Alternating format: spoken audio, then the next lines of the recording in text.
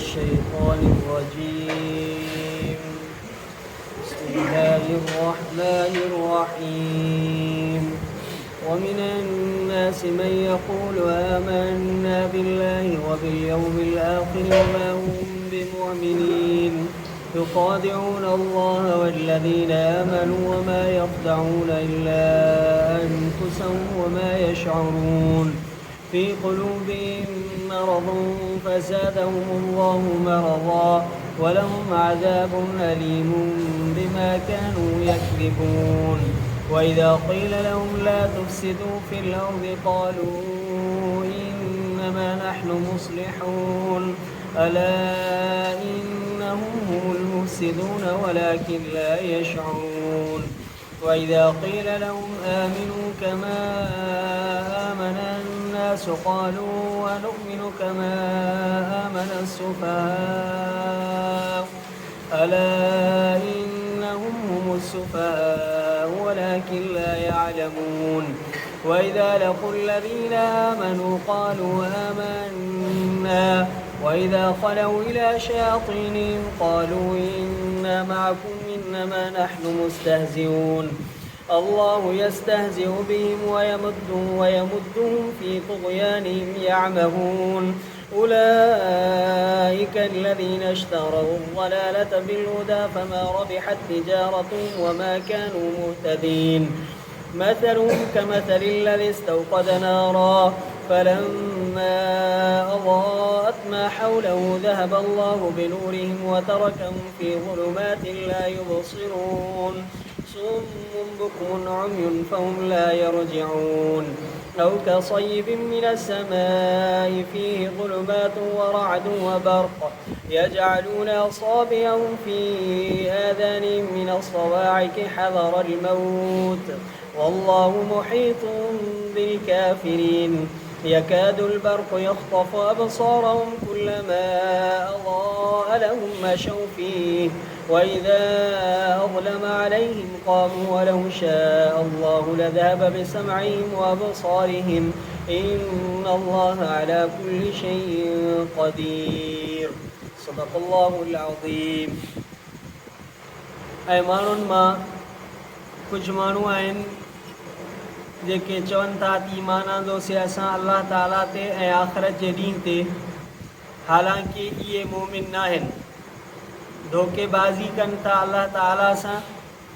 ऐं जिन माण्हुनि ईमान आंदो ऐं नथा धोखो कनि, नथा दगा कनि, नथा ठगी कनि मगर पंहिंजे नफ़्सनि सां ऐं नथा ॼाणनि। इन्हनि जे दिलनि में बीमारी आहे, पोइ वधायो इन्हनि खे अल्लाह ताला बीमारी में ऐं इन्हनि जे लाइ आहे अज़ाब दर्दनाक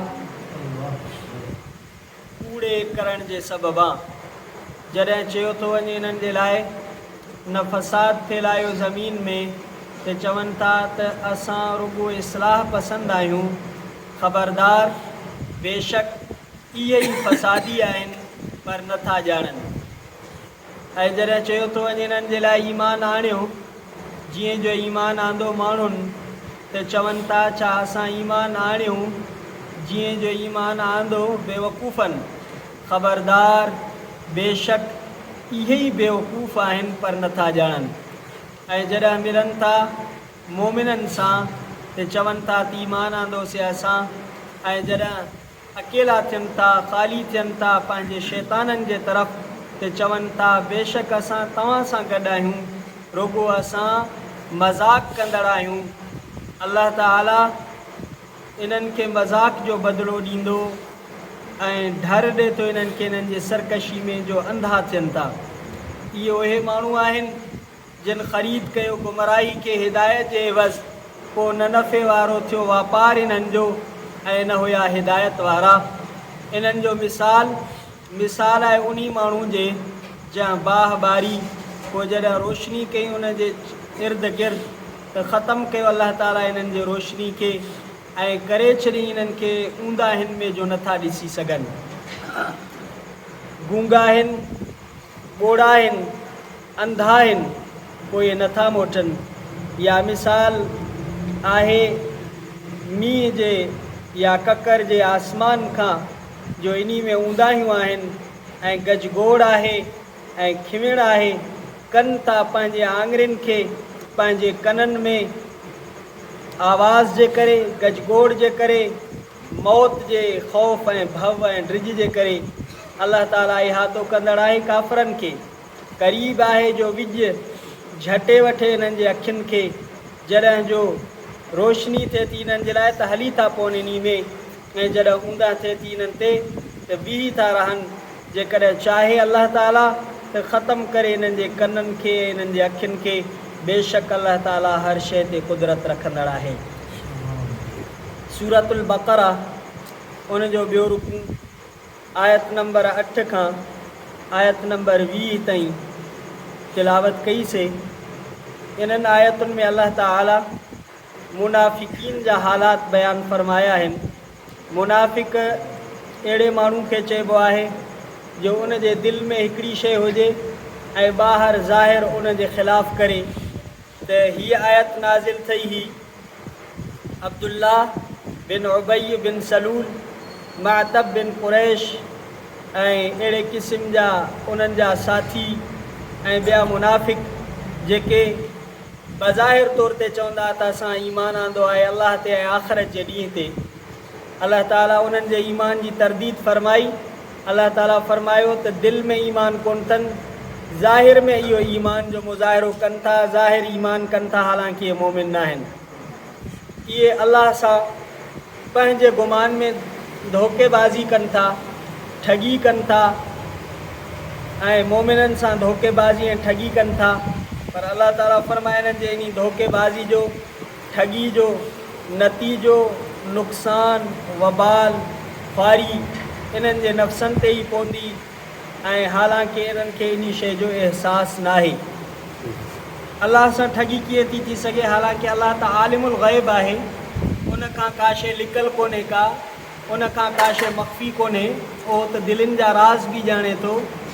इन जे लाइ मुफ़स्सिरीन हज़रात लिखियो आहे त अंबिया ऐं रसूलनि ऐं अलाह जे वलियनि सां धोखेबाज़ी करणु, ठगी करणु, इहो जड़ त अलाह ताला सां धोखेबाज़ी ऐं ठगी करणु आहे। ॿियो इहो पंहिंजे गुमान में ईअं सम्झंदा हुआ त असां ईअं कयूं था।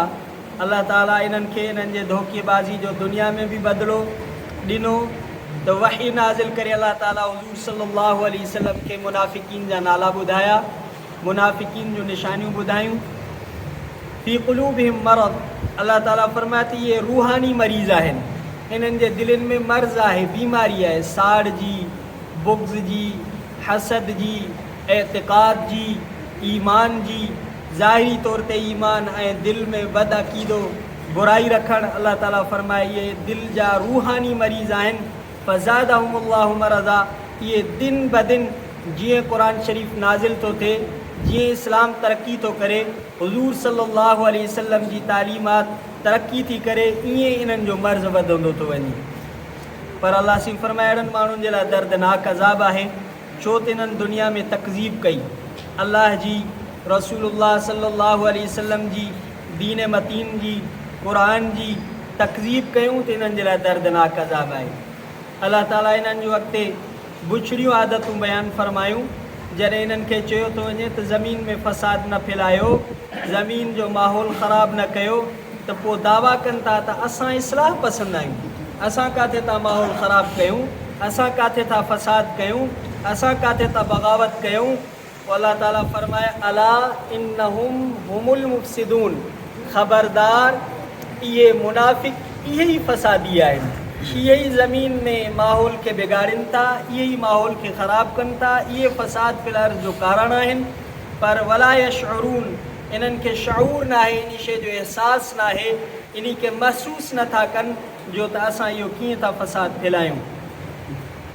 जॾहिं इहे इन्हनि खे चयो वेंदो त ईमान ईअं आणियो जीअं नबी सल्लल्लाहु अलैहि वसल्लम ते ईमान आणींदड़ सहाबा ईमान आंदो, नबी सल्लल्लाहु अलैहि वसल्लम जी जमात ईमान आंदो, पोइ मज़ाक़ में इस्तेहज़ा, टोक ऐं ठठोल जे तरीक़े ते गुस्ताखी कंदा हुआ सहाबा जी। इहे मुनाफ़िक चवंदा कमा आमन सुफ़हा, जीअं इन्हनि हल्के अकुल वारनि, सफ़ी चइबो आहे जंहिंखे घटि अकुल हुजे, बेवकूफ़ क़िस्म जो माण्हू ऐं जंहिंखे तालीम घटि हुजे, अहिड़े माण्हू खे सफ़ी चइबो आहे। ये बदबख्त मुनाफिक तौबा नऊज़ बिल्लाह हुज़ूर अनवर अलैहिस्सलाम जे पाकीज़ा जमात जे लाइ एॾी गुस्ताखी कंदा हुआ। अल्लाह फरमाए इन्हनि जहिड़ो ईमान आणियो। पोइ वरी चवंदा त असां वरी इन्हनि घटि क़िस्म जे माण्हुनि जिन खे इल्मु कोन्हे को, जेके सफ़ी क़िस्म जा माण्हू आहिनि, असां ईअं ई ईमान आणियूं। अल्लाह ताला तरदीद फरमाए अला इन्नहुम हुमुस्सुफ़हा, ख़बरदार जेके नबी सल्लल्लाहु अलैहि वसल्लम जे पाकीज़ा जमात जी अहिड़ी गुस्ताखी कनि था, इहे ई बेवकूफ़ आहिनि, इहे ई जाहिल आहिनि, इहे ई ला इल्म आहिनि, इन्हनि जी इहो ई बेवकूफ़ आहिनि। वलाकिन ला यअलमून, पर इन्हनि खे पंहिंजी बेवकूफ़ी जो इल्मु न आहे, पंहिंजी जहालत जो इल्मु न आहे। पोइ जॾहिं इहे मोमिननि सां वरी मुनाफ़िक़ मिलंदा, पोइ मोमिननि खे चवंदा आमन्ना, असां त ईमान आंदो आहे, असां त तव्हां सां गॾु हूं, असां त तव्हांजी जमात मां आहियूं।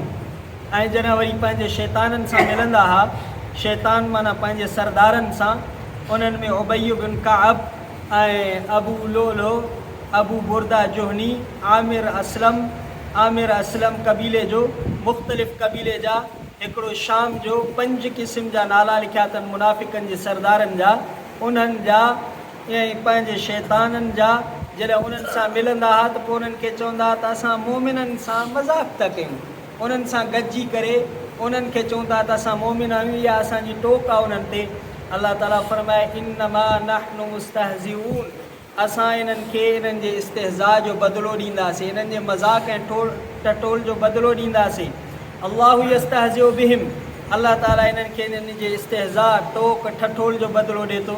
रिवायत में अचे थो क़यामत जे ॾींहुं इन्हनि खे सॾु थींदो, अचो अचो जन्नत जो दरवाज़ो खुलियल आहे। जॾहिं इहे जन्नत जे दरवाज़े ते पहुचंदा, अल्लाह ताला जन्नत जो दरवाज़ो बंदि कराए छॾींदो। ॿी रिवायत में ईअं अचे थो मोमिननि खे पुल सिरात ते अल्लाह ताला नूर उन्हनि जे आॾो हलंदो, नूर ते हूंदा, नूर जे रोशनी ते इहे अॻिते हलंदा। हे मुनाफ़िक़ उन्हनि मोमिननि जे कढ लॻी पवंदा, मोमिन जन्नत में हलिया वेंदा, इन्हनि जे लाइ ऊंदाही थी वेंदी, वञी जहन्नम में किरंदा। अल्लाह ताला फरमाए थी इन्हनि जीअं दुनिया में दीन ते मज़ाक़ कई, इन्हनि ते बि असां इन्हनि खे इन्हनि जे मज़ाक़ जो बदिलो ॾींदासीं, टोकुनि जो ठठोलनि जो बदिलो ॾींदासीं। वयमुद्दुहुम फी तुग़यानिहिम यअमहून, बाक़ी दुनिया में अल्लाह ताला इन्हनि खे ठार ॾिनी आहे जो पंहिंजे सरकशी में, पंहिंजी नालाइकी में, पंहिंजे इन्हनि किननि कमनि में, गंदिन आदतुनि में यअमहून, अंधा था थियनि। अमी चइबो आहे अखियुनि जे अंधे खे, अमह चइबो आहे दिलि जे अंधे खे। अल्लाह ताला फरमाए इहे दिलि जा अंधा थी चुका आहिनि जो इन्हनि खे राह हक़ नज़र नथी अचे। इन्हनि जो अल्लाह ताला बयानु फरमाए त इन्हनि वापारु हिकिड़ो कयो आहे, जिन गुमराही खे ख़रीद कयो आहे हिदायत जे एवज़। जीअं वापारु कोई माण्हू वापारु कंदो आहे, का शइ ॾेई करे वरी वठंदो आहे, कमाईंदो आहे, पर अल्लाह ताला फरमाए इन्हनि जे तिजारत में कमाई कोन्हे, मूड़ी माल जी बि इन्हनि जी ज़ाया आहे जो हिदायत ॾेई करे इहे गुमराही ख़रीद कनि था। माना ख़रीदारी महिनत सां थींदी आहे, तकलीफ़ सां थींदी आहे। इन्हनि हिदायत वारे रस्ते खे छॾे करे गुमराही वारे रस्ते खे वॾी महिनत सां हासिलु कयो आहे, अपनायो आहे। अल्लाह ताला फरमाए इन्हनि जे इन तिजारत में नफ़ो न आहे, इन्हनि खे हिदायत न आहे। अॻिते अल्लाह ताला 2 मिसाल बयानु कया आहिनि इन्हनि मुनाफ़िक़नि जा। अल्लाह सिम फरमाए इन्हनि जो मिसाल उन माण्हू वांगुरु आहे जो हिकिड़ो माण्हू बाहि ॿारे, पोइ जॾहिं बाहि ॿरंदी आहे त चौधारी रोशनी थींदी आहे, पोइ उन रोशनी में माण्हू हली घुमी फिरी सघंदो आहे, नफ़ो हासिलु करे सघंदो आहे। इहे बि बज़ाहिर तौर ते मोमिननि खे चवनि था त असां मोमिन आहियूं, पोइ जिहाद में कुझु वक़्तु गॾिजी करे माल गनीमत बि मिलेनि थो, ऐं जेको आहे इन्हनि जो इन्हनि खे इहो मार बि नथी मिले, बज़ाहिर तौर ते इहो इन्हनि खे फ़ाइदो थिए थो। पर जॾहिं अल्लाह ताला फरमाए जॾहिं उहा जीअं रोशनी ख़तमु थी वेंदी आहे, माण्हू ऊंदाही में परेशान थींदो आहे, का शइ नज़र न ईंदी। जॾहिं दुनिया वारी ज़िंदगी ख़तमु थींदी आहे, आख़िरत में इन्हनि वटि इहा रोशनी हली वेंदी, इहे उन में परेशान थींदा। आलम आख़िरत में क़यामत जे ॾींहुं इहे परेशान थींदा। सुम्मुन बुक्मुन उम्युन फहुम ला यरजून, अल्लाह ताला फरमाए गूंगा आहिनि हक़ जे ॻाल्हाइण खां, इन्हनि जे ज़बान ते हक़ जारी नथो थिए, हक़ नथो वरे, हक़ जा कलिमात नथा अचनि। बुकमुन ॿोड़ा आहिनि, हक़ खे ॿुधण लाइ तयारु न आहिनि, हक़ खे क़बूल करण लाइ तयारु न आहिनि। उम्युन अखियुनि जा अंधा आहिनि जो अखियुनि सां ॾिसी करे हक़ खे क़बूल कनि, इहा बि इन्हनि जे अंदरि सलाहियत न आहे। फहुम ला यरजून, एॾा बदबख़्त आहिनि जो इन्हनि खे पोइते वरी करे राह रास्त खे वठनि करे पंहिंजे ज़िंदगी ते नदामत ऐं पेशेमानी कनि, एतिरो अकुल बि कोन्ह अथनि। अॻिते आख़िरी अल्लाह ताला मिसाल ॾिनो, औ कसय्यिबिन मिनस समाइ फी ज़ुलुमात, या मिसाल ककर जेको आसमान में हुजे ऐं इन में वरी ऊंदाहियूं हुजनि, गजगोड़ हुजे ऐं खिमिण हुजे, पोइ इहो माण्हू जीअं इन सूरत हाल में इन आवाज़ जे करे, गजगोड़ जे करे पंहिंजे आङुरियुनि खे पंहिंजे कननि में कंदो आहे त मतां मरी पवां मां, मुंहिंजी दिलि जेको आहे फाटी पोए, हाँ डरी पोए। अलाह ताला फरमाए मुनाफ़िक़ क़िस्म जा ईअं माण्हू तो जॾहिं क़ुर जे रहमत वारो मींहुं वसे थो इन्हनि खे ड्रिज थिए थो मतां असांजी मुनाफ़िक़ी ज़ाहिर थी वञे, मतां असां ख़्वार थी वञूं, मतां अलाह ताला का अज़ाब जी आयत नाज़िल फरमाए। अलाह ताला फरमायो पोइ इन्हनि खे इहो आहे, या बि इहो आहे त जॾहिं नबी सल्लल्लाहु अलैहि वसल्लम जे मजलिस मुक़द्दस में वेहंदा हुआ पोइ पंहिंजे कननि में आङुरियूं विझंदा हुआ त मतां असां क़ुर ॿुधूं, मतां हुज़ूर सल्लल्लाहु अलैहि वसल्लम जे का मुक़द्दस ॻाल्हि ॿुधी करे असांजे दिलि ते असरअंदाज़ थिए ऐं असांखे हिदायत मिली वञे। अलाह ताला फरमाए थी इहे ईअं आहिनि जीअं गजगोड़ खां, खिमिण खां, रोशनी खां माण्हू आङुरियूं पंहिंजे कननि में विझंदा आहिनि, हे मुनाफ़िक़ क़िस्म जा माण्हू ईअं कंदा आहिनि। राअद छा आहे? राअद या त मलाइक जो नालो आहे, या राअद जेको आवाज़ थींदो आहे, गजगोड़ थींदी आहे आसमान में, राअद इन खे चइबो आहे। जेको मलाइक आहे उन जे हथ में हिकिड़ो लकुणु हूंदो आहे, आसमान ते हणंदो आहे, उन लकुण जो इहो असरु थींदो आहे जो खिमिण थींदी आहे आसमान में, त इहा इन जी तहक़ीक़ इहा आहे। अलाह ताला फरमायो अलाह ताला जे इहाते में आहिनि, अलाह जे इल्म में आहिनि, अलाह जे पकड़ में आहिनि काफ़र, कोई बि अलाह जे इहाते खां, इल्म खां, ताक़त खां ॿाहिरि कोन्हे। क़रीब आहे जो विझ इन्हनि जे अखियुनि खे झटे वठे, जीअं इहा खिमिण इहा माण्हू खे साड़े छॾींदी आहे या तेज़ रोशनी अंधो करे छॾींदी आहे। अलाह ताला फरमाए थी इहा क़ुर वारी नूरानियत इन्हनि खे राह हक़ खां जॾहिं नथा ॿुधनि, नथा सम्झनि, क़बूल नथा कनि, इहे अंधा बणिजी सघनि था। कुल्लमा अज़ाअ लहुम मशौ फीह, जॾहिं जो रोशनी थिए थी त हली था पवनि, जॾहिं ऊंदाही थिए थी त बीही था रहनि। अलाह ताला फरमायो मूंखे इहा कुदरत आहे, इन्हनि जा कन, इन्हनि जूं अखियूं ख़तमु करण ते मूंखे कुदरत आहे, मां हर शइ ते कुदरत रखंदड़ आहियां। अलाह ताला असांखे कामिलुल यकीन, मोमिन, ख़ालिस, मुख़लिस, मुत्तक़ी, परहेज़गार बणाए। इंशा अल्लाह ताला ज़िंदगी रही सुभाणे खां सूरतुल बक़रा जो 3 रुकू तिलावत कंदासीं, जंहिंमें अल्लाह ताला पंहिंजी इबादत ऐं तख़लीक़ इंसानियत जो बयानु फरमाया आहे। ज़िंदगी मुलाक़ात अक़ूलु क़ौली हाज़ा व अस्तग़फिरुल्लाह।